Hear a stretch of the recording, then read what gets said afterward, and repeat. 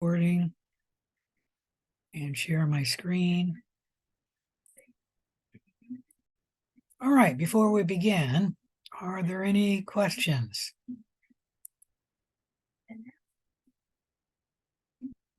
Today is November 2nd, and we're supposed to be starting chapter 6, but we still have to finish chapter 5, so I will finish chapter 5 and then move on to chapter 6. There is no lab today. I will log in for the first 15 minutes to answer any questions. After that, assuming that there aren't a bunch of questions, I'll then log out. Any questions about what we're doing? All right. Let me see if anything's due this week. No, just the normal things. I mean, there should be a worksheet in the lab 7, and a worksheet for the lecture. I'm not sure if it'll be chapter 5 or chapter 6, or maybe even both of them, but one of them should be due this Saturday. Let me see if I can scroll that up. There it goes. I have chapter 5 here. All right, we had finished the summary table discussing aerobic respiration, anaerobic respiration, and fermentation. Any question about that table? All right, let's move on. Oh, let me get rid of that.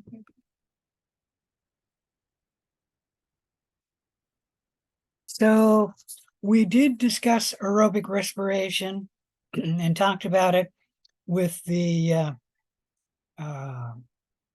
metabolism of glucose, meaning glucose is the normal carbohydrate sent through aerobic respiration. And we did mention that other carbohydrates can be used, but they're almost always changed into glucose. Like starch, for example, can be utilized. However, starch will be broken down into glucose, and then glucose will be sent through aerobic respiration. There are some other sugars like beta galactose and fructose, and they are converted into glucose and then sent through aerobic respiration in the normal way. Well, lipids and proteins can also be utilized in aerobic respiration, but they have a couple of problems. One, they're large molecules, and lipids and proteins cannot cross the cell membrane unless the cell has a transport protein to bring the large molecule into the cell. So how bacteria, as well as our cells, digest lipids and proteins is they secrete lipases and proteases extracellularly, meaning outside the cell, digest those large molecules outside the cell, breaking them down into their monomers, and then bring the monomers into the cell. So lipids will be broken down into glycerol and fatty acids, and then they will be brought into the cell. And then proteins are simply broken down into amino acids, and they can be brought into the cell. Now, actually, the cell will require a transport protein to bring the amino acids in, and they may have transport proteins for the fatty acids. I'm not positive. Fatty acids can get right through the cell membrane because lipids can move through the cell membrane. Glycerol will come through a transport protein, although it's small enough, it might be able to diffuse through the membrane. And then glycerol is catabolized by glycolysis. The fatty acids are cleaved into 2 carbon chunks, and then the 2 carbon chunks enter the Krebs cycle as acetyl coenzyme A. And then the amino acids will be broken down, and the amino group will be removed. And then the remaining part is converted, and most of them enter the Krebs cycle. There are a few which actually enter glycolysis, depending on which amino acid we're talking about. Any question about any of that?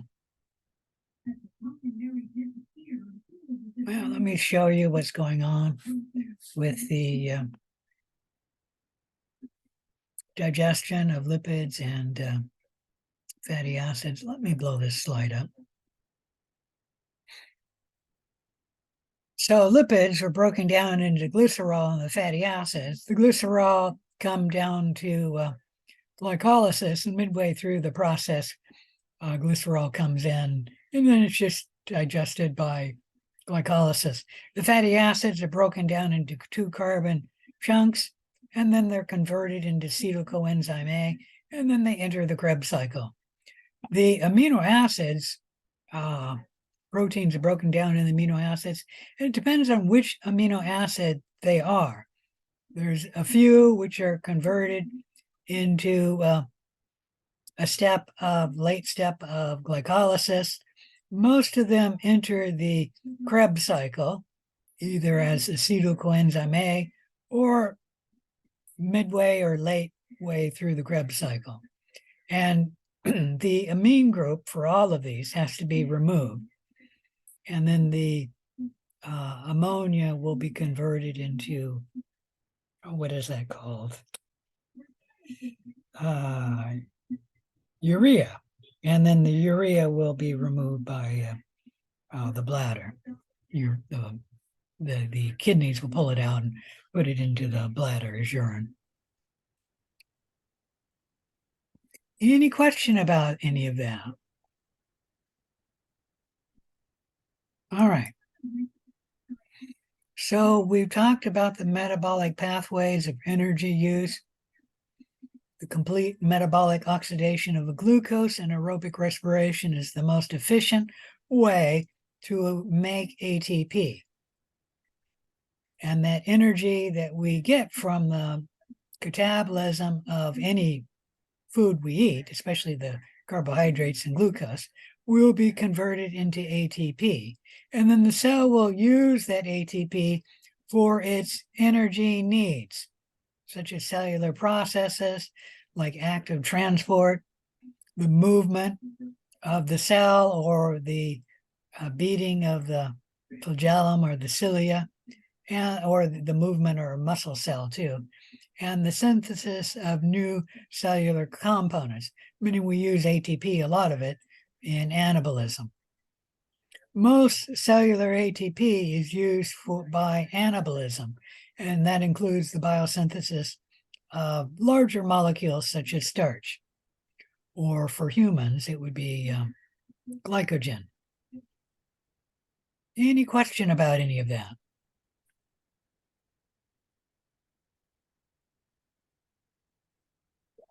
Okay, I've talked about anabolic and catabolic pathways as separate and distinct pathways, but in reality, they are joined by common intermediates. And we call these pathways that are intermediate between the anabolic and the catabolic pathways, amphibolic pathways, metabolic pathways that can function in both directions. They bridge the pathways involved in carbohydrate, lipid, protein, and nucleic acid metabolism, meaning that when the reaction goes one way, it's catabolic, but when it goes the other way, it will be anabolic. And even humans have amphibolic pathways, and a fair number of them. I say even humans because we're pretty lousy at it. Green plants are much better at amphibolic pathways. I have mentioned that most of us couch potatoes, we can digest other foods besides a carbohydrate and then send it in aerobic respiration. But most of the time, if we're a couch potato, we will take the lipids and then convert that lipid into actually glucose, and then send glucose down the aerobic respiration in the normal way. And how that happens with the lipid is it's broken down into glycerol and to the fatty acids. The glycerol will come down to this point in glycolysis. And you see this arrow here? That means that it can come this way or it can go that way. And for glycerol, it will go that way. And then make this molecule, making that molecule. And then you can see that there's two arrows. This molecule can then make glucose. And then when the cell wants ATP, it will send the glucose down aerobic respiration the normal way. Any question about any of that? Let's talk about the fatty acids of lipids. So the lipids are broken down also into fatty acids. And I've already mentioned they're broken down into 2 carbon chunks. The 2 carbon chunks are converted into acetyl coenzyme A. And if we're going to burn the fatty acids in aerobic respiration, we can send it into the Krebs cycle that way. But if we're a couch potato, we can back up, changing the acetyl coenzyme A into pyruvic acid into this molecule backing up glycolysis all the way to glucose. And then when we need ATP, we'll send glucose down aerobic respiration in the normal way. And the same thing happens with the proteins. They're broken down into amino acids. And if we're a couch potato, the amino acids will come into different steps of glycolysis and different steps of the Krebs cycle. And then you just back it up, or in this case, I guess it'd be quicker to go this way and then back it up. And then these will just back up the same way to make glucose. And that is how we can convert proteins and lipids into glucose or another carbohydrate. And I think you all know that because obviously we can convert glucose into lipids, meaning if you eat too much sugar or too much carbohydrate, you will store some of it down as glycogen, and some of it will be used as glucose in aerobic respiration. But if you eat a lot of glucose or sugar, you know you're going to store it down as fat. And how does that happen? Well, the glucose is processed to here, and then you make the glucose, and it's processed to acetyl coenzyme A, and you convert the acetyl coenzyme A to a fatty acid, and then we make the lipid, and we store that down as belly fat. Any question about any of that?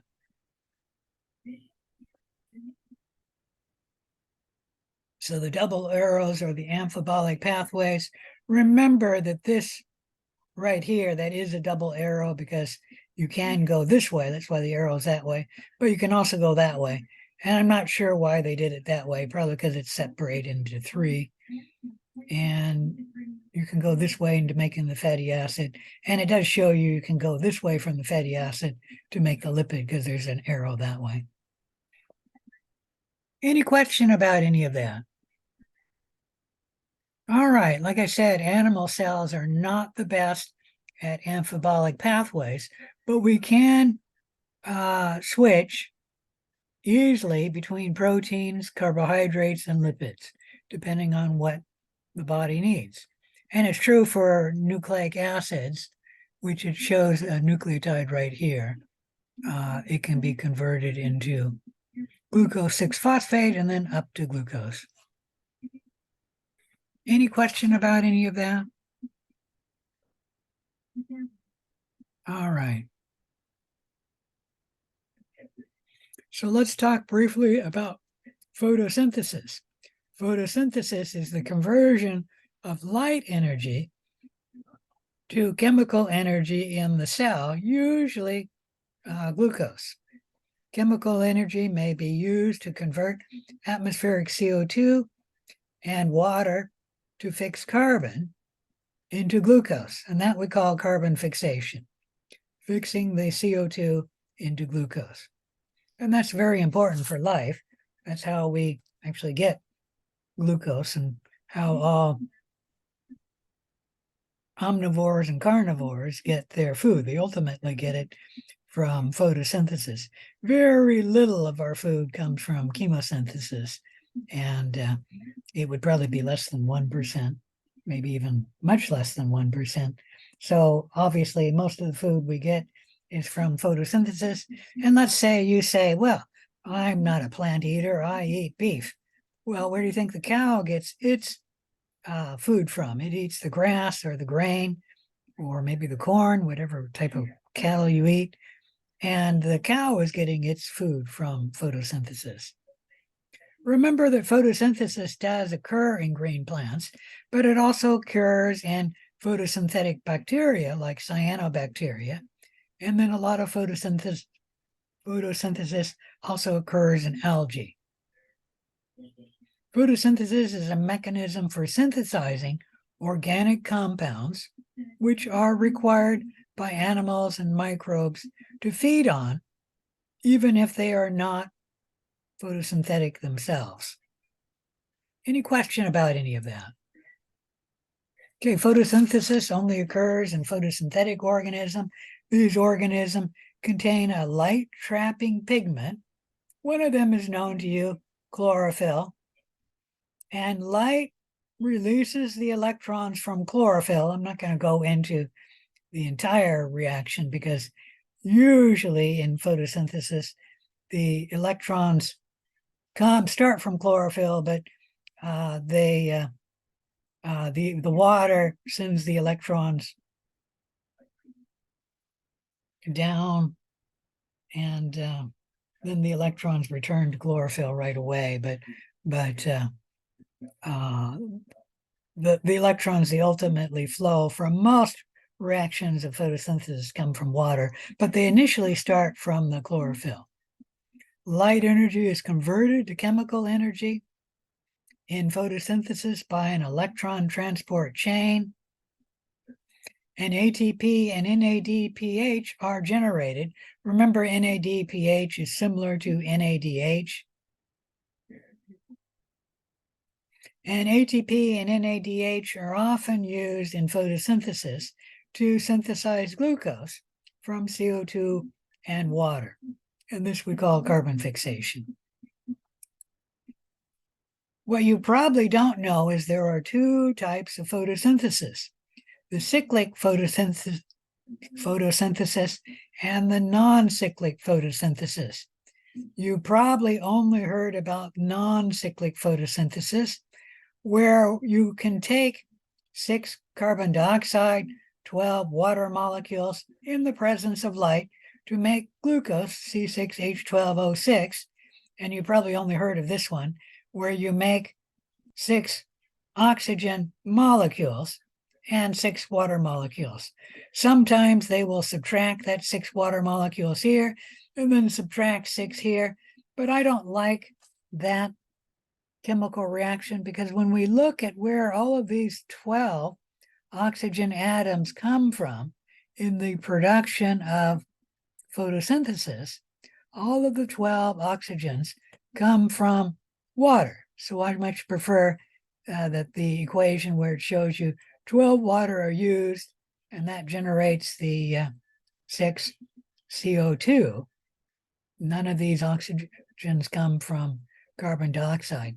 All of the carbon dioxide is converted into glucose and into water. Any question about any of that? All right, there is another photosynthetic reaction. We're not going to talk about it. It does not generate oxygen. It actually generates sulfur instead. And you don't need to know about it. I'm not going to test you about it. So that's non-cyclic photosynthesis. And you've probably been taught it before. You probably just were never taught that it is non-cyclic photosynthesis. What you probably don't know is there is another photosynthesis, and it's called cyclic photosynthesis, where light is used to make ATP. And all photosynthetic organisms can engage in non-cyclic photosynthesis, or they can engage in cyclic photosynthesis. So like when the green plant needs glucose, it'll engage in non-cyclic photosynthesis. However, if the green plant needs ATP, it will engage in cyclic photosynthesis. Any question about any of that? All right, let's talk about cyclic photosynthesis in a little more detail. Light excites 2 electrons from chlorophyll. And in cyclic photosynthesis, the electrons travel only from chlorophyll. The electrons then enter an electron transport chain, which this electron transport chain engages in proton motive force, causing chemoosmosis, generating ATP. What happens is the electrons come out of chlorophyll. Come on, mouse. When light hits the chlorophyll, the electrons move out of the chlorophyll and they go into that protein in a membrane. And then the electrons move to the next protein in the membrane. And as the electrons move through this second protein in the membrane, come on, mouse, they give the protein the energy it needs to pump hydrogen ions from this side of the membrane to that side of the membrane. I'll come back to the hydrogen ions in a minute. The electrons then move to this protein in the membrane, and then they move back to this protein in the membrane. This protein in the membrane contains the chlorophyll, and then the electrons flow back to the chlorophyll. Come on, mouse. Meaning the electrons end up where they started. Why it is called cyclic photophosphorylation, because the electrons return to the place where they started. They move in a cycle. And as they move, they cause the hydrogen ions to move from this side of the membrane to that side of the membrane. This causes a twofold gradient. There's more hydrogen ions in this side of the membrane than that side. And then there's more hydrogen plus ones on this side of the membrane than that side. And then there's more hydrogen on this side of the membrane than that side. So the hydrogen ions are going to want to move to this side of the membrane simply by the laws of diffusion. The only way the hydrogen ions can move from this side of the membrane to that side of the membrane is through this channel protein. And this is an ATP synthase protein. And when the hydrogen ions move through this protein, they give this protein the energy it needs to phosphorylate ADP to make ATP. And that's why it's called photophosphorylation. Cyclic photophosphorylation, because the electrons move in a cycle, and then ADP is phosphorylated into ATP. Any question about that? This should be familiar to you because this electron transport chain is very similar to the chain of aerobic respiration, which we talked about earlier. And here it is here. In aerobic respiration, the difference is it's obviously a different electron transport chain. For example, there's fewer proteins. And it doesn't happen in the mitochondria of a eukaryote cell, where aerobic respiration happens. In a eukaryote cell, photosynthesis, or non-cyclic photosynthesis in this case, occurs in, where am I? This occurs in the chloroplast in a eukaryote. In a prokaryote, this occurs in the cell membrane. So this is inside the cell, this is outside the cell, and the hydrogens once again are pumped into the cell wall of the bacteria. Any question about that? For a eukaryote, this is the inner chloroplast membrane, and the hydrogen ions are pumped in between the inner chloroplast membrane and the outer chloroplast membrane. Any questions about cyclic photophosphorylation? All right, let's go on and give a summary reaction. The energy source can vary. The energy source will be the donors of electron, but can be glucose in most cases of aerobic respiration. They can be, the electron can come from an inorganic chemical. And we haven't talked about that, but in the chemosynthetic bacteria, which we did briefly talk about them, the electron can come from an inorganic chemical compound, such as elemental sulfur, ammonia, or hydrogen gas. The point is, from some source, glucose or an elemental mineral, the electron can flow, starting the production of ATP. Oftentimes, that electron flows to an electron carrier like NAD or FAD and becomes NADH or FADH2. And then those electron carriers carry those electrons to an electron transport chain. I'll talk a little bit more about the end of that in a minute. Let me come to the other energy source. The other energy source is the energy can come from sun. And then the sun can cause the electrons to move. And then once again, those electrons will be carried by an electron carrier. And then the final electron acceptor can vary. I don't know why in photosynthesis, the final electron carrier is not mentioned, but for cyclic photosynthesis, the final electron carrier is chlorophyll, the same source. So the electrons just return in photosynthesis to, at least cyclic photosynthesis, to the molecule that they started from. But in aerobic respiration, the final electron acceptor can be oxygen, and that is for all organisms engaging in aerobic respiration. For organisms not engaging in aerobic respiration, meaning they're performing anaerobic respiration, the final electron acceptor will be another molecule other than oxygen, and it will depend on what form of anaerobic respiration that molecule can be. It can be a nitrogen compound such as nitrate. It can be a sulfur compound such as sulfate. And like I said, it just depends on what form of anaerobic respiration it'll be. It can even be iron. Okay. And if it's fermentation, the electrons will flow to an organic chemical compound, usually pyruvate. Any question about any of that? All right, that's it for chapter 5. Let's move on to chapter 6.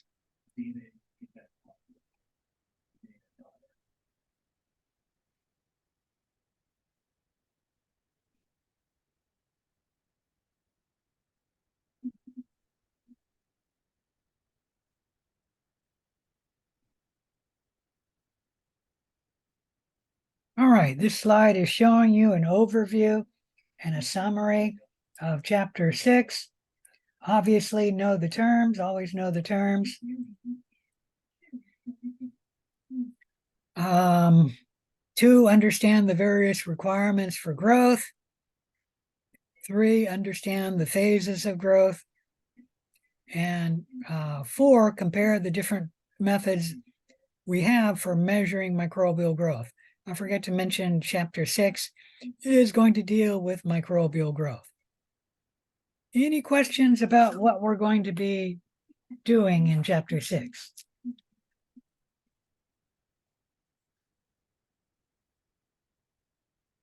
All right. Microbial growth, when we're talking about microbial growth, we refer to an increase in the number of cells, not an increase in the cell size. I used to teach middle school students, and when we talked about them growing, we generally referred to them as increasing in their size, not their increasing in their number of cells. Any question about any of that?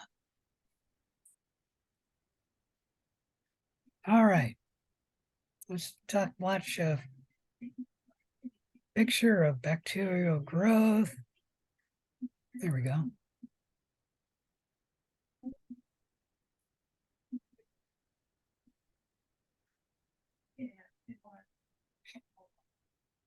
Bacteria reproduce very simply and rapidly by doubling their contents and splitting in two. Just one bacterium, dividing every 20 minutes, could produce nearly 5,000 billion bacteria in one day. All right, any questions about that video?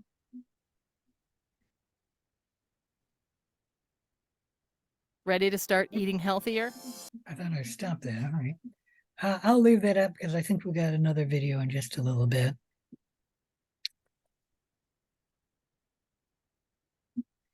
So there are requirements for microbes to grow. There are physical requirements and chemical requirements. Some physical requirements is the microbe must be at the correct temperature, the correct pH, the correct osmotic pressure, meaning the correct salinity. Some chemical requirements for cells is they must have a source of carbon, a source of nitrogen, a source of sulfur, a source of phosphorus, a source of trace elements, a source of oxygen, or the absence of oxygen if they are an anaerobe. And they must require organic growth factors if they do require them, meaning there are some microbes that require organic growth factors, like Streptococcus pyogenes. And to get that to grow, you have to supply the organic growth factors. Any question about any of that?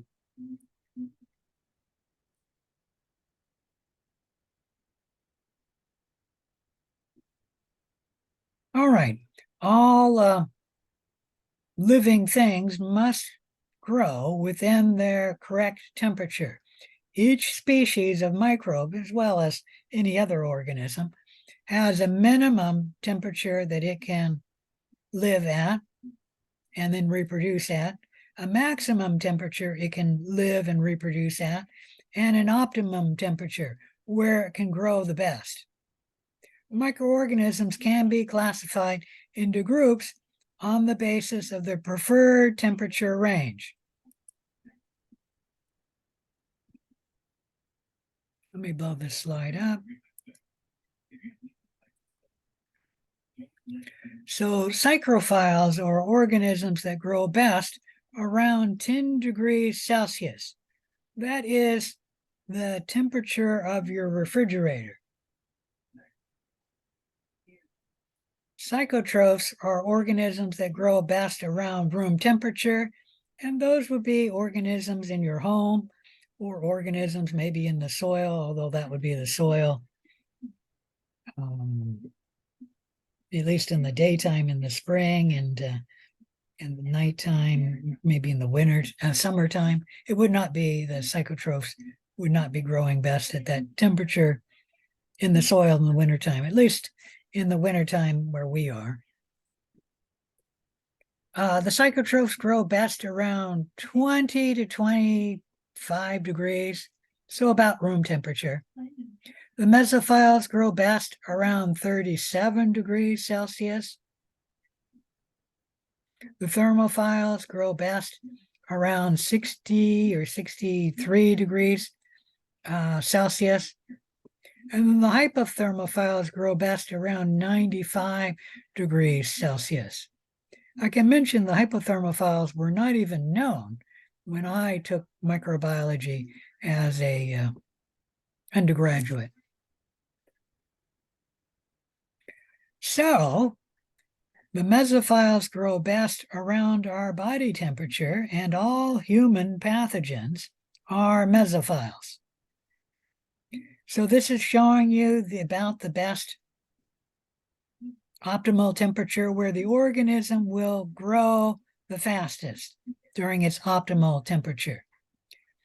You should realize that that the exact, what do you call that, mean of the optimum can vary depending on the organism.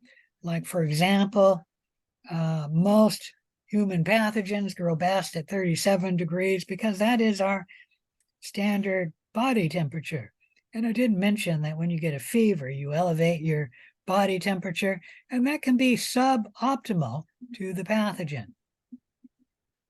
But there are mesophiles that grow on the skin, for example, and instead of being an optimal growth for a microbe that grows on the skin at being 37 degrees, the optimum temperature may be 30 degrees, a little bit cooler than 37. We still consider those mesophiles because, well, they're close to 37. So what I'm trying to tell you is the exact mean for the optimum is not defined exactly at 37. It's any place around there. And then the range is even wider. The range would be the minimum temperature the organism can grow at and the maximum temperature. And this is trying to tell you that mesophiles can live and grow down to about 10 degrees Celsius and up to about 50 degrees Celsius. And I'm going to tell you there are a number of mesophiles that do not grow at 50 degrees, meaning they'll die quicker than that. And I think E. coli is actually one. And then there are some mesophiles that can survive a hotter temperature, so they can grow higher than 50 degrees. My point is the range is very broad, especially for mesophiles on the low end. Some of them can survive freezing. They were not reproducing at freezing temperature, but they can survive it. And they generally will die beyond about 50 degrees Celsius. My point is the range can vary, and so can the mean. As I mentioned, Micrococcus luteus, which grows on our skin, its optimal growth temperature is actually 30 degrees Celsius, not 37, and we still consider it a mesophile. Any question about any of that?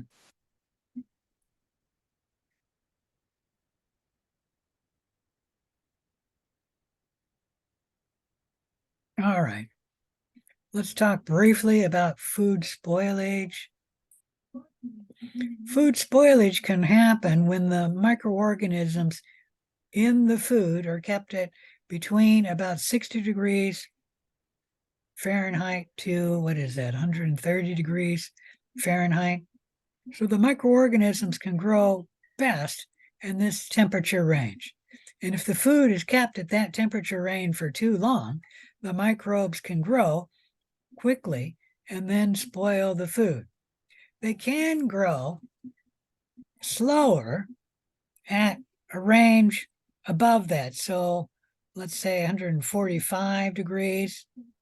They can continue to grow and then cause food spoilage, but they don't grow as quickly. And that's true for lower temperatures. They can grow underneath 60 degrees, with 40 degrees being the majority of them, but there are a few that it looks like it gets down to about 35 degrees where they can actually grow even at that temperature. And refrigeration temperatures, which are actually that range there, may allow slow growth of spoilage bacteria, but very few pathogens will grow in the refrigerator. Below that temperature, there's really no significant growth.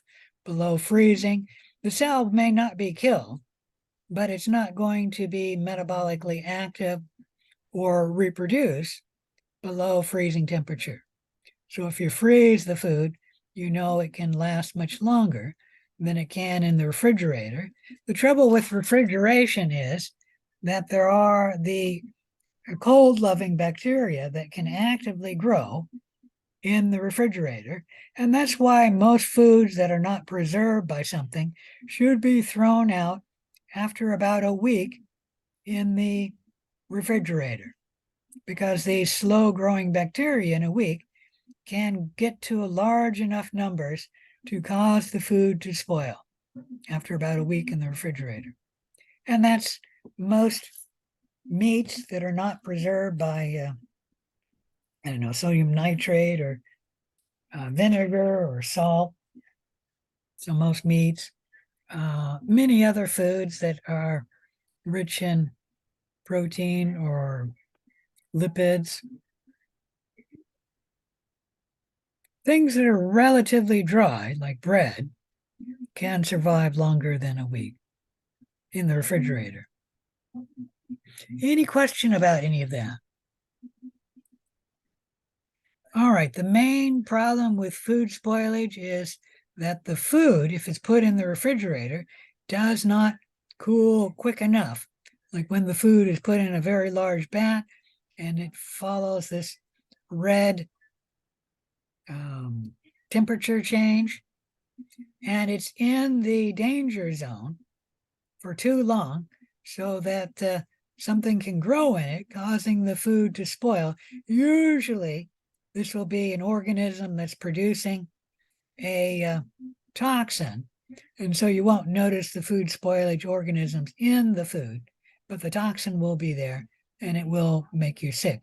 For rice, it's often Bacillus cereus, making a toxin. I don't remember the name of the toxin, but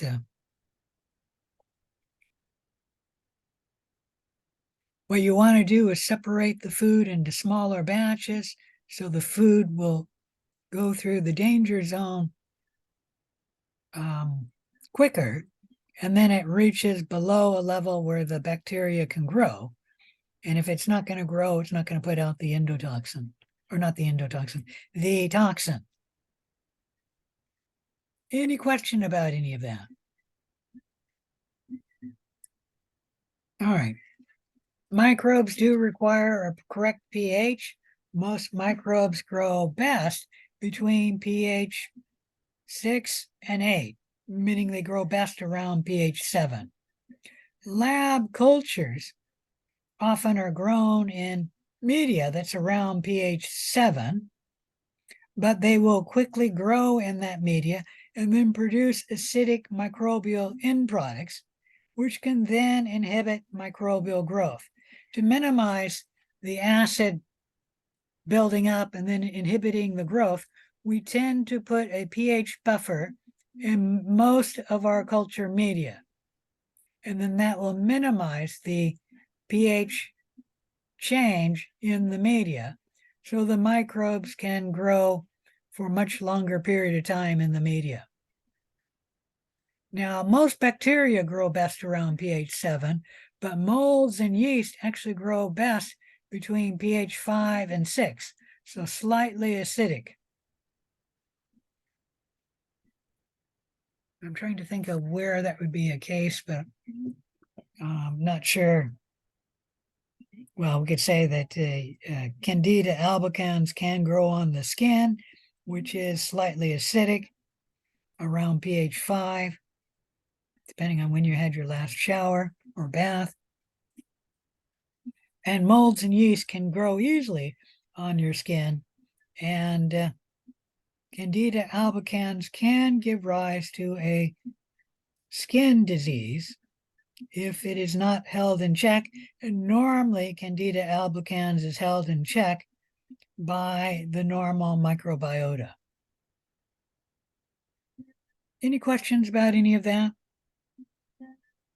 All right, acetophiles are microbes that can grow best in a acidic environment.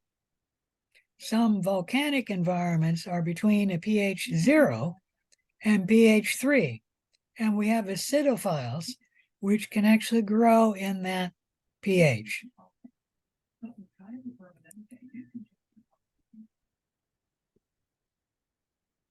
Microbes also require to grow in the correct osmotic pressure. If you have too much sugar or salt around, the microbe will not grow. And I guess that's also true if you have too little salt or sugar around. Sometimes the microbes will not grow, meaning If the microbe's really finicky and requires an isotonic solution, it would not grow in a hypotonic solution. High osmotic pressures can remove necessary water from a cell. So there's a normal cell in an isotonic solution. If we put it in a hypertonic solution, water will leave the cell, causing the cell membrane to pull away from the cell wall, which actually you can see the orange line there. That's the cell membrane up against the cell wall. And the cell membrane will shrink, causing plasmolysis. This will inhibit the growth of the bacteria. It cannot grow and even metabolize normally in such an environment. And this does kill many cells fairly rapidly, like E. coli cannot live long in a hypertonic solution because of plasmolysis. So high osmotic pressures can be used to preserve foods, and humans have been using high osmotic pressure for centuries, probably for millennia. Some examples of high osmotic pressure foods include salted fish, salted meat, like beef jerky, which is dried, and then they add salt and other spices to it, which the spices tend to inhibit microbial growth too. But it's mainly the salt and simply drying the microbe. Drying fruits and vegetables,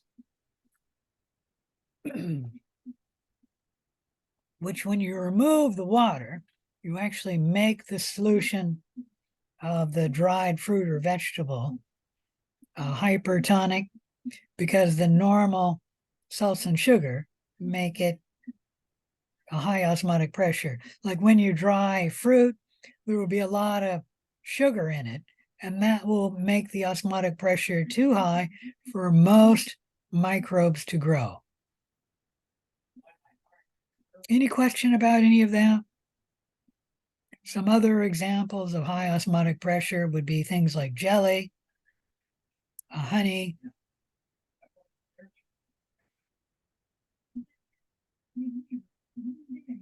even peanut butter. I often wondered why peanut butter never spoiled. We leave it at room temperature, and it's because there's so little water in it. It's similar to peanuts, and you know peanuts don't spoil, that the microbes that fall in the peanut butter cannot grow because of too high osmotic pressure. Halophiles are organisms that like growing in salt. There are two types of halophiles, an obligate halophile, and these are organisms that require a high salt concentration to grow. An example of an obligate halophile are the microbes living in the Dead Sea between Jordan and Palestine. The Dead Sea is about 30% sodium chloride, and that's any organism living in that is an extreme halophile, obligate halophile. Facultative halophiles are the other halophiles.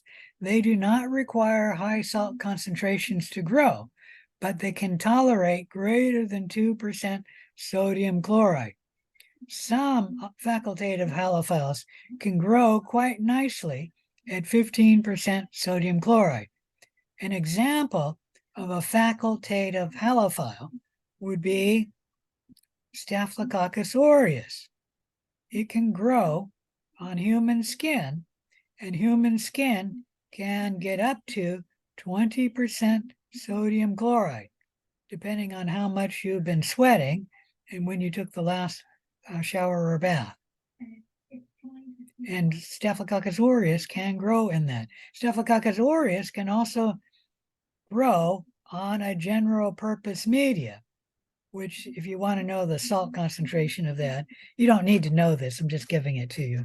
It's 0.9% sodium chloride, so much less than 2%.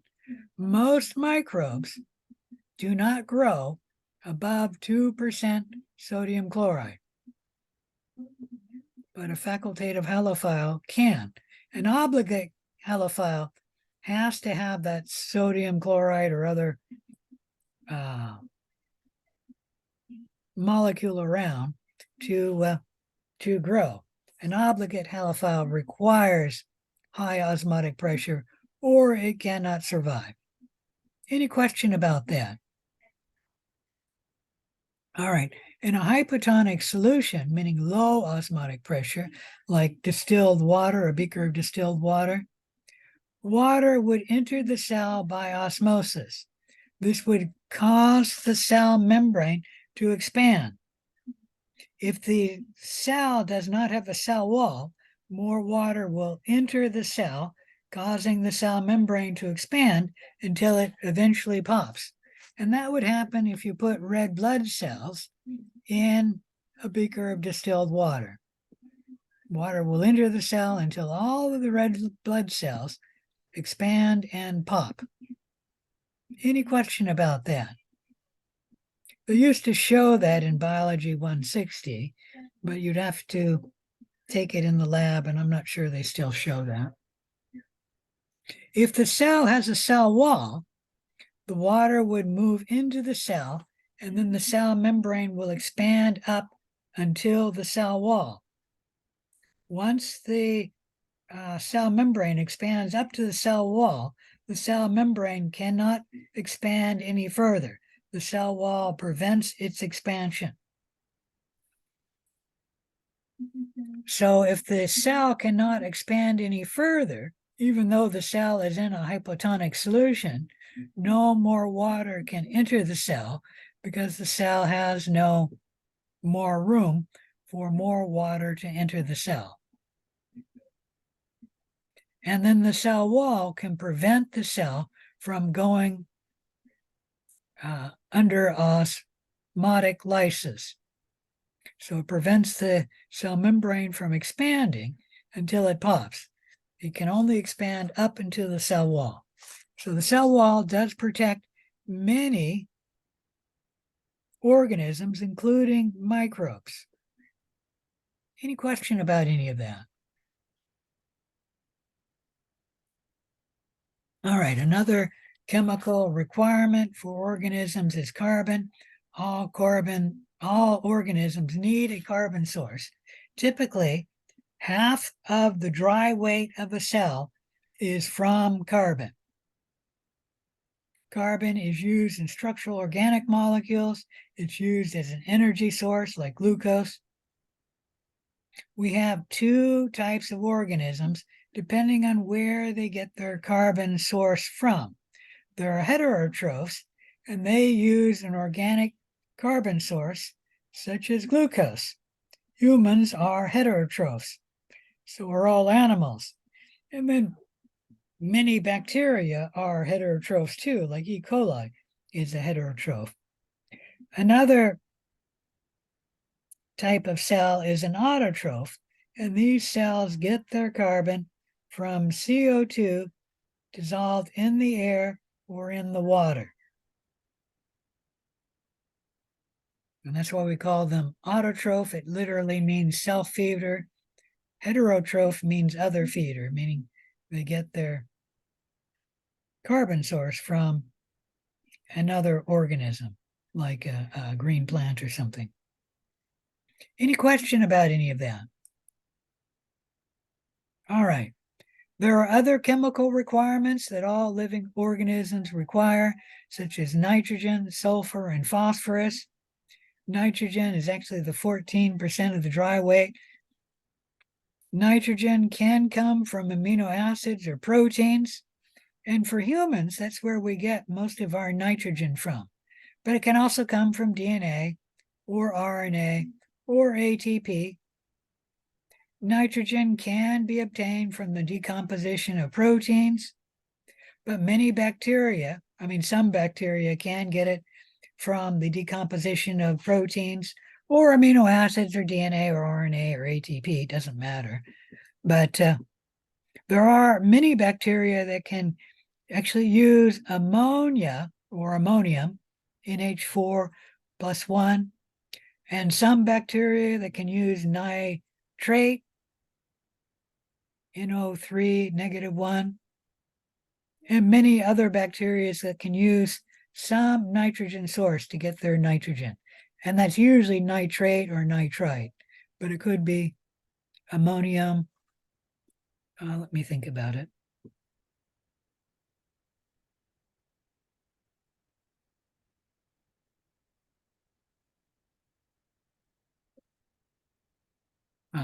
Maybe nitrogen chloride. A few bacteria can even use nitrogen in the air. And these bacteria we call nitrogen fixers because they actually fix nitrogen from the air and then put it in themselves as an organic chemical molecule. And then that nitrogen enriches the soil or wherever the organism is. I guess it would be the seabed, if not the soil. Because when that organism dies, that nitrogen is then available for other organisms. Any question about nitrogen? All right, let's talk about sulfur. Sulfur is in amino acids, at least some of them. It's also in thiamine and biotin. These are two B vitamins. Sulfur is required for DNA and RNA synthesis. Many organisms obtain their sulfur from decomposition of proteins. That is actually where humans get most of their sulfur from. However, bacteria can get it from decomposing a protein, but they can get it, depending on the bacteria, from another sulfur source, such as sulfate, SO4, 2 negative charge, or hydrogen cyanide gas. And that one is toxic to us, hydrogen cyanide gas. I think we can tolerate sulfate. It won't be very tasty to us, but we can't utilize sulfate. So we mainly get our sulfur from digesting proteins. And some amino acids have sulfur in them, cysteine and methionine being two. Phosphorus, another chemical requirement of all living things. Phosphorus is required for DNA, RNA, ATP, and our membranes. And we can get phosphorus from DNA, RNA, ATP, and from eating cell membranes. We also can utilize phosphate, which is an important source of phosphorus, like phosphate is found in milk, and we can get phosphorus from milk. But we can get it from DNA, RNA, and ATP and cell membranes, especially if we're eating something that has cell membranes in it. Bacteria tend to get their phosphorus from phosphate. Any question about any of that? All right. All living things require trace elements. Trace elements are inorganic elements obtained from the environment by microbes and other organisms. Like we get our trace elements from the food we eat and the liquids we consume. And microbes get it from about the same sources. Obviously, they don't eat food like we do, but they can consume molecules. Trace elements are often required as enzyme cofactors. Some examples of some trace elements that act as enzyme cofactors include iron, copper, and zinc. And usually we can get all of these just in the food we eat or the liquids we drink. And I guess we should say, I'm talking about males. Females, because of menstruation, do require a higher iron concentration. And so if they're not eating food rich in iron, they may need an iron supplement. Some foods rich in iron include red meat and then broccoli, I think. And I'm sure there's other foods, I just don't know them, but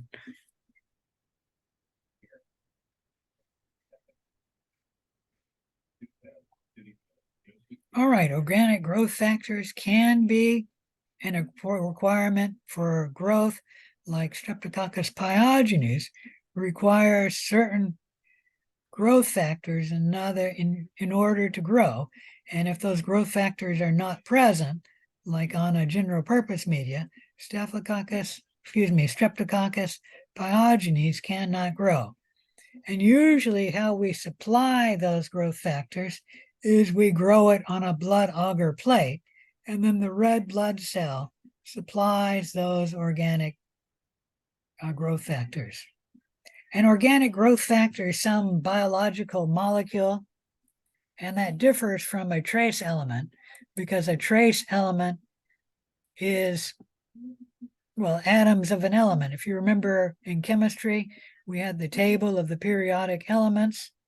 Well, that's what I mean by a trace element is an inorganic element, an element that we get from the table of the periodic elements. Obviously, the cell has to get it from its environment, but that's what I mean by trace element. And then a growth factor is some biological molecule which is required by the organism to grow because the organism cannot make it itself. So this is some organic chemical compound that is required by the organism because the cell cannot make it itself. Some examples of organic growth factors that humans have include all vitamins, particularly vitamin C. I just know that because we cannot make vitamin C, and I just know this one better than many others. Like, I think it's vitamin D. We can make vitamin D as long as we have the correct precursors that get to our skin, and then our skin can make vitamin D from the precursors. But if you're not exposed to sunlight, then you need to take vitamin D because it is an organic growth factor. So most of the vitamins are organic growth factors. Certain amino acids and lipids are organic growth factors. For example, humans cannot make the amino acid lysine, so we have to get lysine in our diet. And usually that's not a problem. As long as you're eating protein, you can get the amino acid lysine from the protein. Certain other organic growth factors could be purines and pyrimidines, and this would be an organism that requires purines and pyrimidines to make them. And actually, I think humans do require purines and pyrimidines in our diet. It is true that we can make nucleotides from a B vitamin precursor, but we cannot make the B vitamin. So we must get the B vitamin in our diet to make nucleotides. Any question about any of that? All right. Oxygen is another chemical requirement. The organism, if it requires oxygen, meaning it's an aerobe, then oxygen must be supplied or the organism cannot survive. Organisms that are anaerobes and die in the presence of oxygen also have an oxygen requirement. That oxygen requirement would be 0 for an obligate anaerobe. Molecular oxygen is, in a sense, a toxic substance. Molecular oxygen itself is not toxic to an aerobe. However, there are oxygen metabolites which are toxic to all living cells, including our cells. So there are 4 toxic forms of oxygen. The first is singlet oxygen, where oxygen is boosted to a higher energy state. This molecule is extremely reactive, and singlet oxygen is actually present in phagocytic white blood cells, and then they can secrete the singlet oxygen against some cell that the white blood cell is attacking. And then it can kill the cell with the singlet oxygen.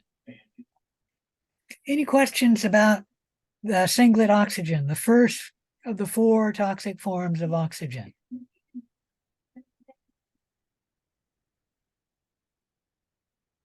All right, the second form of a toxic oxygen metabolite is superoxide free radicals. A free radical, shown by this symbol here, which is, I think, let me blow this up, just a period, yep, refers to an unpaired electron. Unpaired electrons are only found in free radicals. Free radicals are highly unstable. However, they are formed during normal cellular aerobic respiration.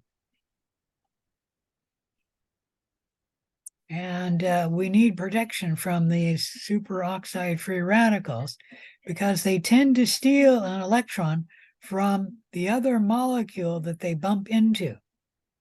And if they steal an electron from DNA, you may mutate the DNA. Even if the free radical itself, superoxide free radical, doesn't bump into the DNA and then damage the DNA, the free radical could bump into another molecule, like a protein, and then steal an electron from the protein. The protein now becomes a free radical because it needs another electron. And if that protein then bumps into DNA, it will steal the electron from DNA. And that can continue in a long series of molecules, each of them stealing an electron from the latter, and then that latter becoming the free radical. Free radicals, or at least superoxide free radicals, are neutralized by the enzyme superoxide dismutase, also called SOD for its abbreviation, in which case 2 free radicals and 2 hydrogen ions in the presence of SOD makes hydrogen peroxide and water. Water is non-toxic, but hydrogen peroxide is also toxic to the cell. So we've converted one toxic form to another toxic form. We have to have some way of dealing with this toxic molecule, and we do have it. And our cells can deactivate hydrogen peroxide with catalase, an enzyme that converts hydrogen peroxide into water and oxygen. However, other cells, particularly cells that do not have catalase, have the enzyme peroxidase, and it can take hydrogen peroxide and 2 hydrogen ions to make 2 water molecules. The point is that we have enzymes, either catalase or peroxidase, which can neutralize the hydrogen peroxide and then convert it into a harmless molecule.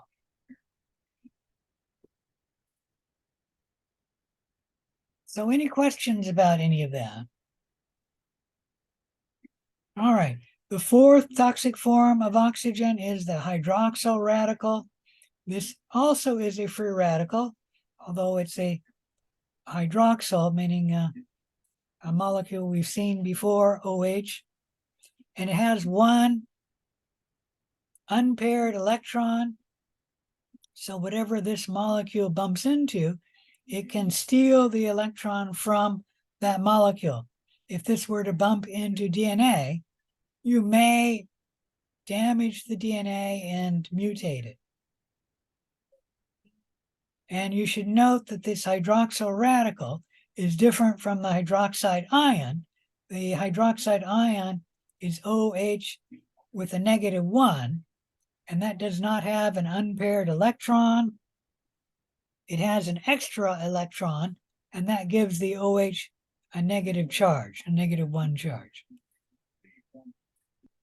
And then the OH group in alcohol is similar to, but it's not this OH, which has an unpaired electron. This one actually has all the electrons present, and it has no charge to it.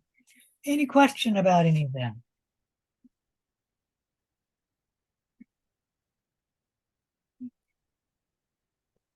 All right.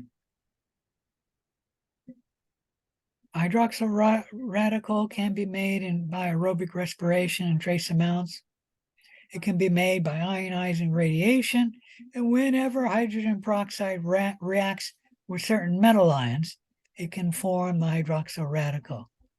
How our cells, as well as bacteria, remove hydroxyl radicals is they can remove it by binding a hydroxyl radical to an antioxidant. And antioxidants can also remove other free radicals besides hydroxyl radicals.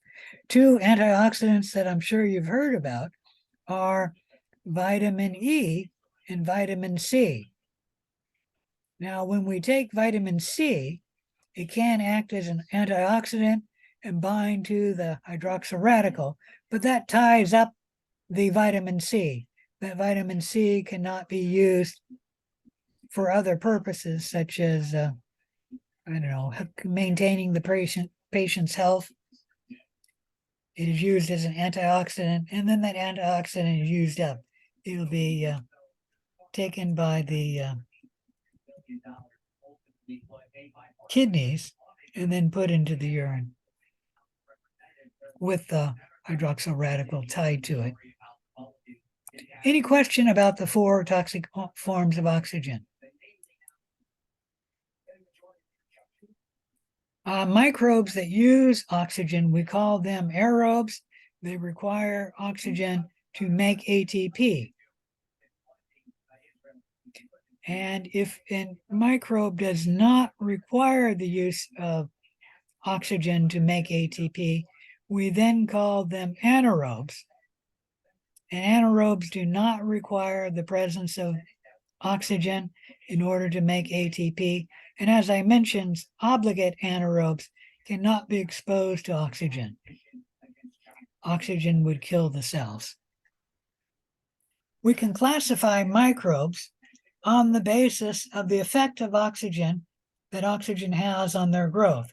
What you do is you grow the microbes in a thioglycolate tube. Thioglycolate, when it comes out of the autoclave, will have no oxygen in it. And then the thioglycolate media can chemically bind to the oxygen and then remove it from the media. So this creates an oxygen gradient because oxygen will move into the tube. The tube is left open, so oxygen can move in the tube. And then at the very top of the thioglycolate media, we'll have oxygen at the full level. And why this will happen in the top is because the thioglycolate media has all been used up at the very top. And so the oxygen that comes in will then become full oxygen, the same as what's in the air. But as you go down the tube, you'll have less and less oxygen because the oxygen moving into the tube will be removed by the thioglycolate media until you get to the bottom of the tube where we'll have no oxygen in the tube. Any question about any of that? All right, so aerobes are organisms that grow best at the top of the tube. And we should have another point right here because you'll see most of the growth at the very top where the oxygen is its highest level. But as you go down the tube, there will be less and less oxygen. So we'll see less and less growth as we go down the tube. And then someplace about midway, we'll have like one dot where there will be a little bit of growth because there's a little bit of oxygen. And then below that, there's essentially no oxygen and you'll see no growth in the bottom of the tube. So that's an obligate aerobe one of the easiest ones to explain. The obligate anaerobes are another easy one to explain, and that is at the top of the tube, you'll have full oxygen. As you go down the tube, you'll have less and less oxygen until you come to the bottom of the tube, which will have no oxygen. The obligate anaerobes will grow best in the bottom of the tube without any oxygen. And there should be a dot right about here showing that as you go up the tube, you have less and less growth because you have more and more oxygen, and oxygen is toxic to these anaerobes. So as you go up the tube, you'll see less and less growth until you reach a level where there's no growth. And as I mentioned, at the top of the tube, there will be no growth. The facultative anaerobes are anaerobes, but they engage in a form of respiration that does not require oxygen. However, they grow the best in the presence of oxygen because aerobic respiration is the most efficient at generating ATP. So when we look at this tube, we'll see more growth at the very top of the tube. And then as you go down the tube, you will see less and less growth until you come to the very bottom of the tube where you'll only see a little bit of growth because the bottom of the tube has, well, no oxygen, but these organisms can switch to an anaerobic form of respiration to grow. But they do grow best in the presence of oxygen, so they'll have the most growth at the top of the tube and less growth down the bottom of the tube, and they'll have growth everywhere in the tube. All right, that's a facultative anaerobe. There are also aerotolerant anaerobe. These are anaerobes, so they do not require oxygen because they don't use oxygen in aerobic respiration. They perform some form of anaerobic respiration or fermentation that does not require oxygen. However, the aerotolerant anaerobes make all of the enzymes they need to detoxify the toxic oxygen intermediates. So they can grow everywhere in the tube, the top and the bottom, because at the bottom of the tube, there's no oxygen, and they're an anaerobe, so they grow well there. But they do have the enzymes to detoxify oxygen metabolites or intermediates, so they can grow well at the top of the tube. And if you look at the growth in this tube, you see that the growth is evenly dispersed throughout the tube. There's as much growth at the top of the tube as there is at the bottom of the tube. And that's an aerotolerant anaerobe. There are also microaerophiles. These are aerobes, so they do require oxygen to grow. However, they do not like room temperature oxygen, meaning full oxygen, about 21%. And so you'll see their best growth somewhere in the middle of the tube, where there is oxygen present, but it's at reduced level than at the top of the tube or in the air. And as you go away from the middle, there should be a dot above and a dot below. You'll see less and less growth. And as you go down the tube, you'll see less and less growth. At the bottom of the tube, there will be no growth because these are aerobes. They do require oxygen to grow. Any question about the effect oxygen has on microbial growth?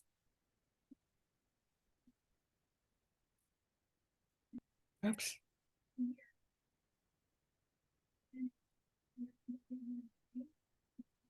All right.